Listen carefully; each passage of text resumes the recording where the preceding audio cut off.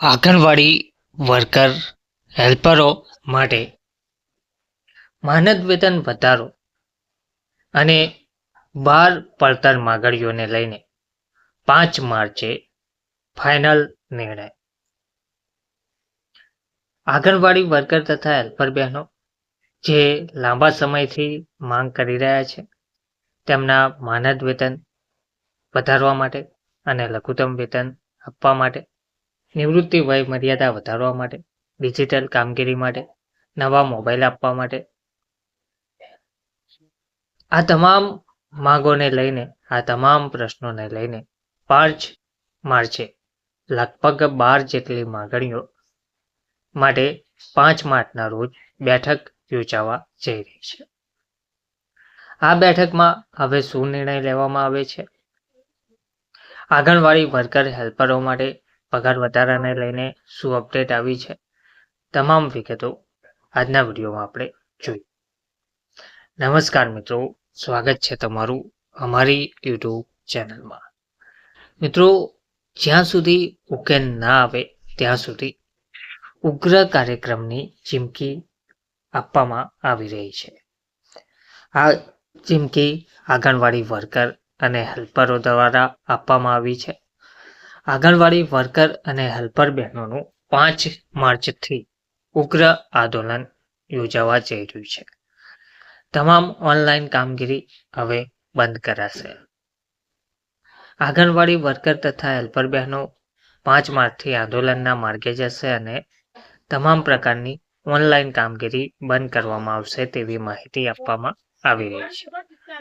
આ લડત છતાં સરકાર તે પછી પણ જો બેઠક યોજાઈને પ્રશ્નોનો ઉકેલ ના લાવે તો વધુ ઉગ્ર કાર્યક્રમ આપવાની ચીમકી પણ આપવામાં આવી છે.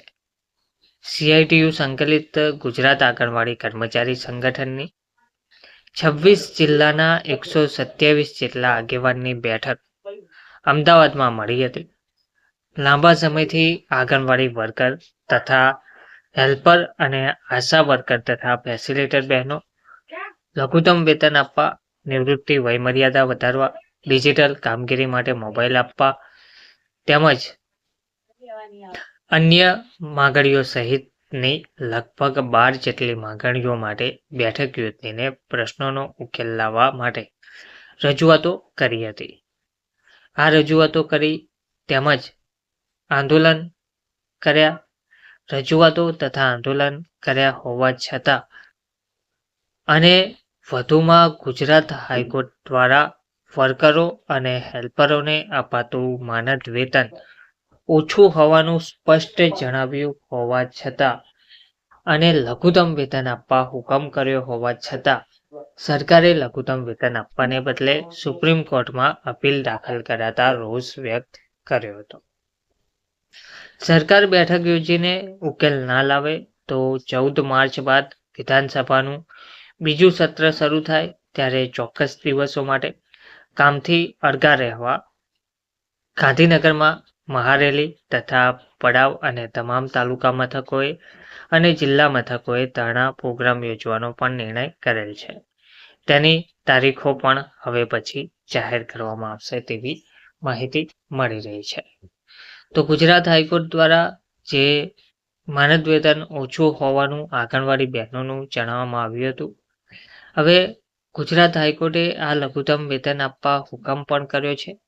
તો સરકારે લઘુત્તમ વેતન આપવાને બદલે સુપ્રીમ કોર્ટમાં અપીલ દાખલ કરી દીધી છે અને સુપ્રીમ કોર્ટમાં અપીલ દાખલ કરાતા રોષ પણ વ્યક્ત જોવા મળી રહ્યો છે તેવું આંગણવાડી બહેનોનું કહેવું છે. હવે સરકાર બેઠક યોજીને 14 માર્ચ સુધીમાં જો ઉકેલ ના લાવે તો 14 માર્ચ પછી વિધાનસભાનું જે બીજું સત્ર શરૂ થાય છે ત્યારે ચોક્કસ દિવસો માટે કામથી અળગા રહેવા અને ગાંધીનગરમાં મહારેલી તથા પડાવ અને તમામ તાલુકા મથકોએ અને જિલ્લા મથકોએ ધરણા પ્રોગ્રામ યોજવાનો આંગણવાડી કાર્યકર તેડાગર બહેનો દ્વારા નિર્ણય કરવામાં આવ્યો છે. તો તેની તારીખો પણ હવે પછી જાહેર કરવામાં આવશે તેવી માહિતી મળી રહી છે. હવે જોવાનું એ રહેશે કે આંગણવાડી વર્કર તથા હેલ્પર બહેનોની જે આ 12 પડતર માંગણીઓ છે તેનો ઉકેલ લાવવામાં આવે છે કે પછી વધુ આંદોલન ઉગ્ર બને છે. ધન્યવાદ.